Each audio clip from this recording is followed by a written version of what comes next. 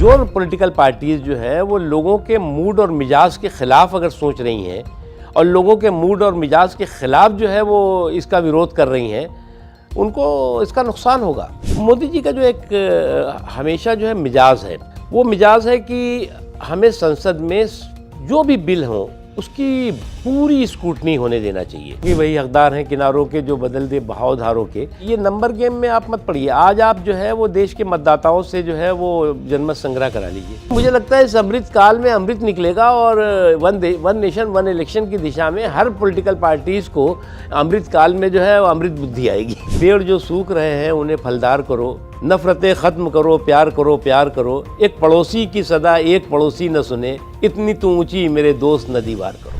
एक देश एक चुनाव, इसकी बात तो बहुत लंबे समय से इस देश में हो रही है, लेकिन आज 17 दिसंबर 2024 को ये बिल के तौर पर लोकसभा में पेश कर दिया गया है और लोकसभा में इस बिल पर बहस के लिए इसे स्वीकार भी कर लिया गया है।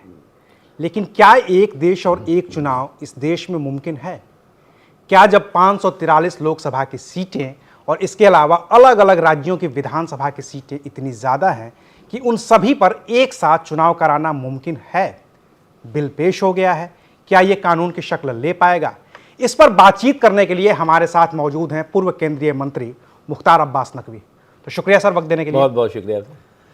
बिल तो पेश हो गया सर, कितना मुश्किल है ये, चूंकि अभी जेपीसी को चला गया ये? देखिए, मोदी हैं तो मुमकिन है। आपने कहा ना मुमकिन है, तो मोदी जी हैं तो मुमकिन। देखिए, मोदी जी ने इन 10 सालों में कई आर्थिक सुधार की दिशा में देश को आगे बढ़ाया है, सामाजिक सुधार की दिशा में देश को आगे बढ़ाया है, प्रशासनिक सुधार की दिशा में देश आगे बढ़ा है और चुनाव सुधार की दिशा में भी देश आगे बढ़ा है।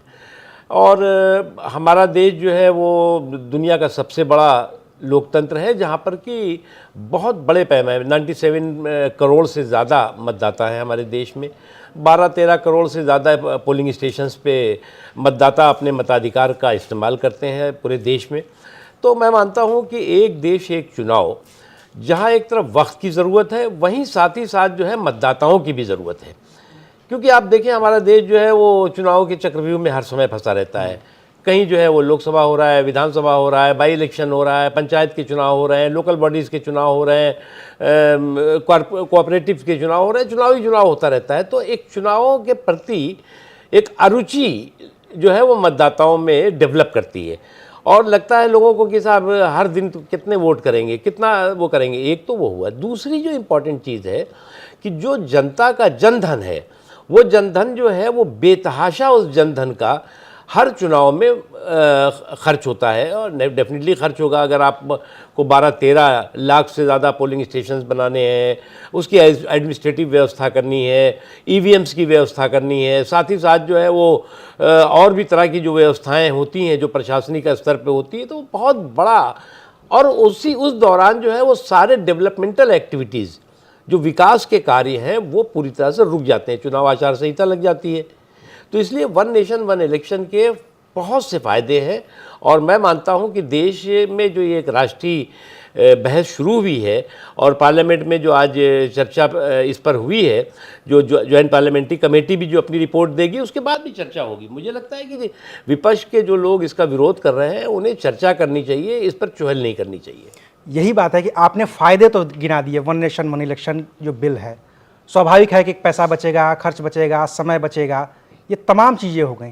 विपक्ष को आप क्यों नहीं समझा पा रहे हैं कि ये सारी चीज़ें होंगी और विपक्ष क्यों नहीं राजी हो पा रहा है? देखो, अगर कोई जो है वो तर्कों की कंगाली से जूझ रहा हो तो वो तर्कों के मवाली जैसा व्यवहार करता है।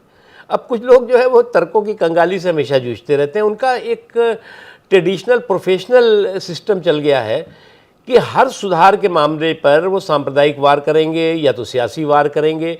और कोई भी, आपको याद होगा जब 370 ख़त्म होने की बात हुई तब क्या हुआ, जब जो है वो ट्रिपल तलाक की बात ख़त्म होने की बात हुई तब क्या हुआ, अभी वक्फ के जो सुधार के बारे में चल रहा है उसमें चाहे वो संवैधानिक सुधार हो, उस पर भी जो है वो सांप्रदायिक वार करने का एक चलन सा चल गया है। मुझे लगता है कि इन तमाम चीज़ों के बावजूद भी देश जो है वो एक देश एक चुनाव की दिशा में जो आगे बढ़ा है वो कंप्लीट होगा, पूरा होगा। क्योंकि एक देश एक चुनाव देश की जनता चाहती है, मतदाता चाहता है और मतदाताओं को इस बात का अच्छी तरह एहसास है क्यों ऐसा है कि जो लोग कहते हैं असंवैधानिक है। आप बताइए कि 70 के दशक से पहले 1967 तक तो एक साथ हुए हैं वही मैंने चुनाव। कहा, मतलब एक साथ होते तो क्या वो असंवैधानिक हो रहे थे क्या? उस समय जो है वो जिस समय एक देश चुनाव हो रहा था, इंदिरा गांधी जी भी थी, पंडित जवाहरलाल नेहरू भी थे, और भी लोग रहे होंगे, तो क्या सब वो असंवैधानिक काम कर रहे थे क्या? उसके बाद जो है वो कांग्रेस का कहीं ना कहीं राज्यों में बुरी तरह से उसकी शिकस्त होने लगी, और एसबीडी संयुक्त विधायक दल की पार्टियां सरकारें बन गई कई जगहों पे कांग्रेस के खिलाफ जो है विद्रोह हो गया। उसके बाद एक ये जो है वो क्रम जो एक देश एक चुनाव का टूटा। शुरुआत और तो फिर इंदिरा गांधी ने करी दी में- थी 1959 में, जो ईएमएस नमूद्रीपाद की सरकार वही मैंने कहा, गिराई। केरल का कह रहा हूँ ना मैं। हाँ। तो ये जो कांग्रेस के खिलाफ एक रिवोल्ट सा हुआ, और ख़ास तौर से जो चाइना का जो है नेहरू जी ने जो चाइना की पॉलिसी थी और उस पर जो उनकी शिकस्त हुई, उसके बाद जो है वो उनका जितने भी बाई इलेक्शंस हुए उसमें भी कांग्रेस सफाया होता रहा। उसी बाई इलेक्शन में जो है वो फर्रुखाबाद से डॉक्टर लोहिया जीते, उसी बाई इलेक्शन में जो है वो अमरोहा से जो है वो ये मसानी साहब वो जीते, कृपलानी जी जीते। कृपलानी जी, हाँ। उसी बाई इलेक्शन में लड़े थे पंडित दीनदयाल उपाध्याय जो है वो जौनपुर से, और बाई इलेक्शन में जो है वो मसानी जी जो है मुंबई से या महाराष्ट्र से कहीं से जीते। तो कांग्रेस का उस समय एक लोगों में आक्रोश था, और आक्रोश का नतीजा हुआ कई राज्यों में कांग्रेस सफाया हुआ, रिवोल्ट्स हो गया कांग्रेस में। फिर इंदिरा गांधी ने भी चौधरी चरण सिंह को बर्खास्त किया, पंजाब में बर्खास्त किया, कई राज्यों में उन्होंने सरकारें बर्खास्त की। तो उससे एक जो है वो एक असंतुलन की स्थिति पैदा हुई, और उसके बाद जो है वो देखा आपने कि फिर अब तो चुनाव जो है वो अलग अलग राज्यों में हर 2 महीने में चुनाव होता है। लेकिन सर एक चीज़ मुझे बताइए, 83 से ये कोशिश शुरू हुई है, 68 के बाद 83 में पहली कोशिश शुरू हुई कि एक देश एक चुनाव हो जाए, और फिर लगातार उस पर आगे बढ़ता गया। आज जब ये बिल लोकसभा में पेश हो गया है तो नंबर गेम आपके साथ नहीं है। देखिए मैं आपको एक चीज़ बताऊं, 2012-13 में चुनाव आयोग ने भी एक सभी पॉलिटिकल पार्टीज़ को सुझाव दिया कि हमें चुनाव सुधार की दिशा में क्या क्या चीज़ें करनी चाहिए। तो हर पार्टियों ने अपनी कमेटी बनाई। मेरी पार्टी की कमेटी बनी, उसका मैं चेयरमैन था, जो चुनाव सुधार इलेक्टोरल रिफॉर्म की कमेटी थी। और 2013 में हम लोगों ने चुनाव आयोग को जो रिपोर्ट सौंपी, उसमें कई सुधार के जो है वो पहलू थे, उसमें वीवीपैट भी था और भी थे। तो उसके साथ ही साथ हम लोगों ने जो है उस समय कहा कि एक देश एक चुनाव की दिशा में चुनाव आयोग को जो है वो आगे बढ़ना चाहिए। ये 2013 में 13 था, की बात है, और सत्ता में नहीं थे, कांग्रेस पार्टी थी, और लगभग कांग्रेस का भी बहुत इस पर विरोध नहीं था।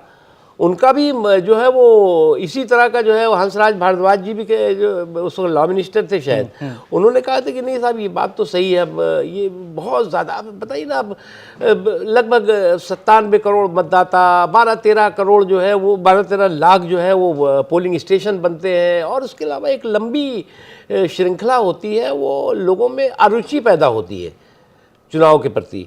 और किसी भी लोकतंत्र में मतदान के प्रति अरुचि पैदा हो, ये उस लोकतंत्र के हित में नहीं है। लेकिन नंबर गेम की जहाँ तक बात है सर, चूँकि ये एक संविधान संशोधन बिल है, इसको लोकसभा में भी 2/3 बहुमत से पास कराना होगा, राज्यसभा में भी 2/3 बहुमत से पास कराना होगा। लोकसभा में आपकी अपनी संख्या 240 की है, एनडीए के सांसदों को जोड़ भी दिया जाए तो 312-13 पहुँचेंगे। आपको चाहिए कम से कम 362 यहाँ पे, तब जा करके अगर फुल हाउस है 543 का तो 362 चाहिए।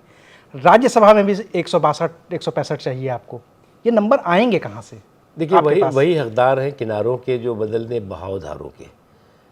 मैं इसलिए कह रहा हूँ कि वही हकदार हैं किनारों के जो बदल दे बहावधारों के, कि ये नंबर गेम में आप मत पड़िए। आज आप जो है वो देश के मतदाताओं से जो है वो जनमत संग्रह करा लीजिए, और देश के मतदाताओं से पूछिए कि क्या आप एक देश एक चुनाव के पक्ष में हैं या हर महीने देश में चुनाव के पक्ष में हैं। आपको पता लग जाएगा।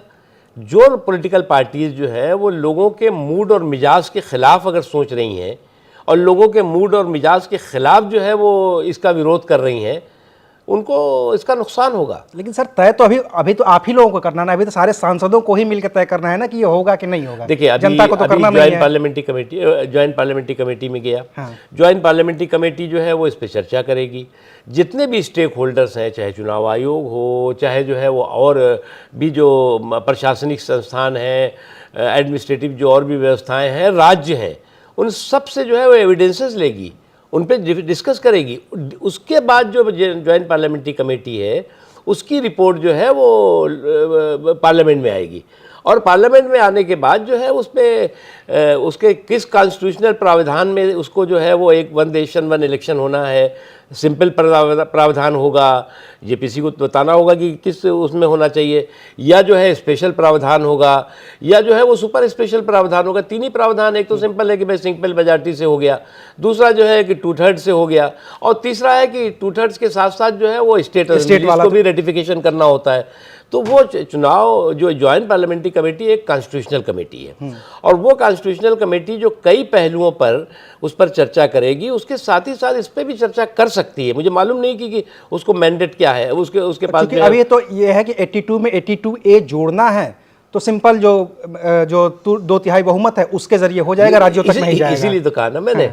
तो ये आपने अभी तो एक पार्लियामेंट ने, संसद ने एक पार्लियामेंट एक संसदीय जो समिति है, यानी कि ज्वाइंट पार्लियामेंट्री कमेटी, जो कि कॉन्स्टिट्यूशनल कमेटी होती है। जो हमारी स्टैंडिंग कमेटी है वो कॉन्स्टिट्यूशनल नहीं होती है। ये ज्वाइंट पार्लियामेंट्री कमेटी जो है वो कॉन्स्टिट्यूशनल कमेटी होती है, उसके अपने अलग अधिकार हैं, उसके अलग अपने जो है मैंडेट हैं। तो चूंकि आप संसदीय कार्य मंत्री भी रह चुके हैं पूर्व में, आपको बेहतर पता है कि संसद में काम कैसे होता है। आपको लगता है कि विपक्ष किसी भी तरीके से, वो अच्छा हो या बुरा हो, विपक्ष का काम ही है विरोध करना। तो अगर आपने जेपीसी में एक सहमति बना भी ली तो वोटिंग के दौरान विपक्ष कहेगा नहीं, ये तो बीजेपी का है, हम क्यों बात बताइए, मैंने जो देखा है नरेंद्र मोदी जी का, मुझे तो इस बात का सौभाग्य है कि मैं अटल जी की सरकार में भी पार्लियामेंट्री अफेयर का काम देखने का मौका मिला, और मोदी जी के भी 2014 की सरकार में भी और 2019 में भी। मोदी जी का जो एक हमेशा जो है मिजाज है, वो मिजाज है कि हमें संसद में जो भी बिल हो उसकी पूरी स्क्रूटनी होने देना चाहिए, चाहे स्टैंडिंग कमेटी स्क्रूटनी करे, चाहे सेलेक्ट कमेटी स्क्रूटनी करे, चाहे ज्वाइंट पार्लियामेंट्री कमेटी स्क्रूटनी करे, और उस स्क्रूटनी से उस जो है वो मंथन से अमृत निकलना चाहिए।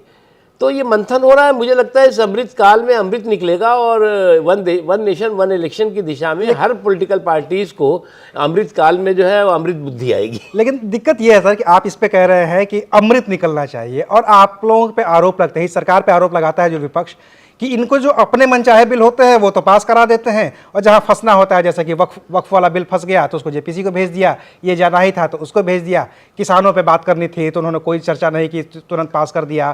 तमाम ऐसे बिल्स हैं। देखिए, ऐसी स्थिति हम आह भी भरते हैं तो हो जाते हैं बदनाम, वो कत्ल भी करते हैं तो चर्चा नहीं होता। कांग्रेस पार्टी में के दौरे हुकूमत में लगभग जो है वो 80 से ज़्यादा संविधान संशोधन हुए हैं, मोर देन 80। उसमें नेहरू जी से ले करके और आप मनमोहन सिंह जी तक का देख लीजिए। मोदी जी के समय में जो संविधान संशोधन भी हुए हैं, मान लीजिए कि आप जो है वो 370 की बात, जो कि संविधान संशोधन कहा जाता था, हम सब लोग यही समझते थे कि बिना जो है वो संविधान संशोधन के हो नहीं सकता, उससे सिंपल मेजॉरिटी से हो गया। उसमें सबको उसकी बारीकी में कोई गया ही नहीं था। उसके अलावा भी कई ऐसे बहुत महत्वपूर्ण हुए, वो लंबी लिस्ट है। मेरा ये मानना है कि आज की तारीख में कई ऐसे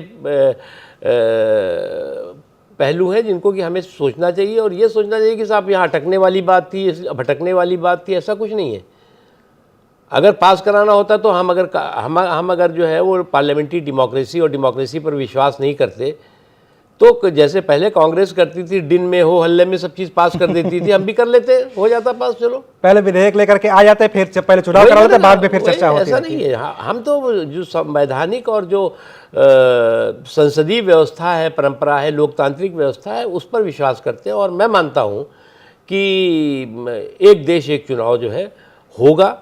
ये जनता की मांग है, मतदाताओं की मांग है। आप लोगों को भरोसा है कि आप विपक्ष को मना लेंगे? बिल्कुल, विपक्ष को मानना चाहिए, और अगर नहीं मानेंगे तो जनता मना लेगी। तो फिर तो अगले चुनाव की बात हो जाएगी ना सर? अब देखा जाएगा जब भी होगा। अच्छा, चूंकि मुख्तार साहब, आप भारतीय जनता पार्टी का एक बड़े अल्पसंख्यक चेहरे रहे हैं, केंद्र में मंत्री रहे हैं। 2-3 चीज़ें हैं जो इस समय देश में चल रही हैं, जो आज भी चल रही हैं। पश्चिमी उत्तर प्रदेश में संभल वाला मुद्दा रहा, जहाँ पे 46 साल पहले एक दंगा होता है, एक मंदिर बंद होता है, फिर उसकी खुदाई होती है। अभी आज की तारीख में बनारस में ये एक मंदिर मिला है। आप कैसे देखते हैं इसको? क्योंकि ये कहा जा रहा है कि जब खुदाई करोगे तो कुछ ना कुछ तो मिल ही जाएगा, तो इस खुदाई की ज़रूरत है क्या? देखिए, एक चीज़ मैं देख रहा हूँ कि दावों की बकैती हो या धावों का बवंडर हो, ये दावों की बकैती और धावों के बवंडर से समाज के सौहार्द का ताना बाना छिन्न भिन्न करने की कुछ साजिशी सिंडिकेट सक्रियता के साथ काम कर रहे हैं। हमें उससे सावधान रहना होगा। और हर कुछ लोग ऐसे हैं जो लोग कि हर सांप्रदायिक फसाद पर सियासी मफाद ढूंढते हैं। जो लोग सांप्रदायिक फसाद पर सियासी मफाद ढूंढते हैं वो ना तो मुल्क के हितैषी हैं, ना तो जो है मानवता के हितैषी हैं, और ना किसी मज़हब के हितैषी हैं। उसके अलावा एक चीज़ हमें इस बात को कहने में उन्हीं के, हमारे देश जो है वो बहुत बड़ा जो है वो ऐसा देश है जिसमें दुनिया के सारे धर्मावलंबी रहते हैं। हिंदू रहते हैं, मुसलमान रहते हैं, सिख रहते हैं, ईसाई रहते हैं, धर्म को मानने वाले भी रहते हैं और धर्म को न मानने वाले भी रहते हैं, आस्तिक भी रहते हैं, नास्तिक भी रहते हैं, सब है। आज की तारीख में 7 लाख मस्जिदें हैं, रजिस्टर्ड मस्जिदें। 7 ही लाख जो है वो लगभग जो है मंदिर भी हैं। रजिस्टर्ड की बात कर रहा हूँ, ऐसे तो होंगे 20 करोड़ के इर्द गिर्द, और मस्जिद भी ज़्यादा होंगे। हमारे देश में जितने भी धार्मिक स्थल हैं, उन धार्मिक स्थलों के प्रति सभी लोगों का एक श्रद्धा है, एक उनके बारे में सम्मान है। और हमारा देश जो है वो पंथ निरपेक्ष क्यों है? ये जो लोग कहते हैं कि साहब यहाँ अल्पसंख्यकों मुसलमानों के साथ बहुत अन्याय अत्याचार हो रहा है, इसलिए हमारा देश पंथ निरपेक्ष है कि हमारे देश के हिंदू बहुसंख्यकों ने तय किया कि हम पंथ निरपेक्ष रहेंगे। जिस वक्त देश का बंटवारा हुआ उस वक्त जो है वो पाकिस्तान ने अपने यहाँ इस्लामी झंडा फहरा दिया, बांग्लादेश भी अभी उसी में आ गया। हिंदुस्तान के बहुसंख्यकों ने कहा, अल्पसंख्यकों की नहीं की वजह से हुआ है, बहुसंख्यकों ने कहा कि हमारा देश पंथ निरपेक्ष देश होगा, और पंथ निरपेक्षता के हम रास्ते पे चल रहे हैं। एक चीज़। दूसरी चीज़, कुछ विदेशी आक्रमणकारियों की क्रिमिनल कम्युनल क्रूर करतूत को हमें जो है करेक्ट करना चाहिए। अयोध्या में श्री राम जन्मभूमि पर जो बाबरी मस्जिद का इशू आया, लोगों ने उसे स्वीकार भी किया, सम्मान भी किया और स्वागत भी किया।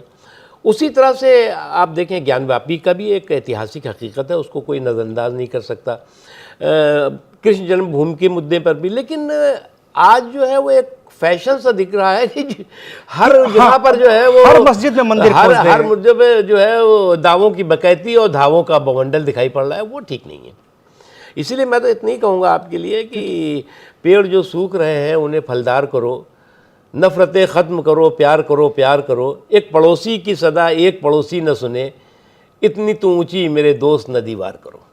चलिए, तो इसी शायरी के साथ इस बात को यही ख़त्म करते हैं। ये थे मुख्तार अब्बास नकवी, जो बता रहे थे कि 1 नेशन 1 इलेक्शन कितना ज़रूरी है, और जो विपक्ष के सवाल हैं उनको ये लोग ज्वाइंट पार्लियामेंट्री कमेटी के जरिए हल कर लेंगे, और कोशिश करेंगे कि विपक्ष भी इस बात के लिए तैयार हो जाए कि इस देश में 1 नेशन 1 इलेक्शन हो। शुक्रिया, आप देख रहे थे ABP लाइव।